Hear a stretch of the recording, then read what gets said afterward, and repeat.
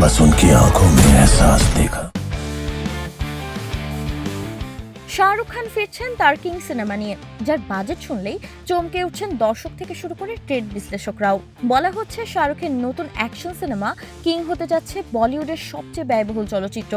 বিশাল budget, আন্তর্জাতিক মানের action দৃশ্য ও তারকাবহুল কাস্ট, সব মিলিয়ে কিং নিয়ে দর্শকের প্রত্যাশা তুঙ্গে।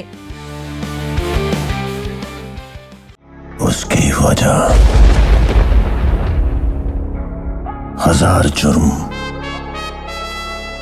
सौ देशों में बदनाम, दुनिया ने दिया सिर्फ एक ही नाम। প্রাথমিকভাবে ছবিটির বাজেট ধরা হয়েছিল 150 কোটি রুপি। তবে গল্পের সম্প্রসারণ, ভিএফএক্স নির্ভর অ্যাকশন সিকোয়েন্স এবং বিভিন্ন লোকেশনে শুটিং যুক্ত হওয়ায় বাজেট বেড়ে দাঁড়িয়েছে প্রায় 350 কোটি রুপি। এই খরচের মধ্যে এখনও সিনেমার বিপণন ব্যয় অন্তর্ভুক্ত হয়নি। শুরুর দিকে কিং পরিচালনার দায়িত্বে ছিলেন সুজয় ঘোষ।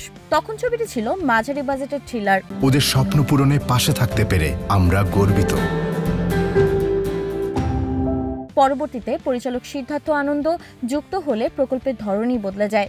শাহরুখ ও সিদ্ধার্থ সিনেমাটিকে আন্তর্জাতিক স্কেলের অ্যাকশন ফিল্ম হিসেবে নতুন করে রূপ দেন।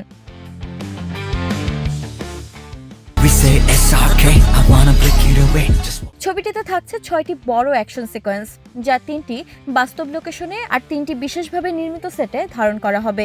শাহরুখ খানের পরিচয় দৃশ্যটি হবে অন্যতম আকর্ষণ, যেখানে ব্যয় করা হয়েছে বিপুল অর্থ। কিং এর শাহরুখের সঙ্গে অভিনয় করছেন দীপিকা পাডুকোন, রানী মুখার্জি, অনিল কাপুর, অভিষেক বচ্চন এবং শাহরুখের মেয়ে সুহানা খান। প্রযোজনায় রয়েছে রেড চিলিজ এন্টারটেইনমেন্ট ও মমতা আনন্দ। শাহরুখ নিজেও প্রযোজক হিসেবে যুক্ত আছেন বলে জানা গেছে।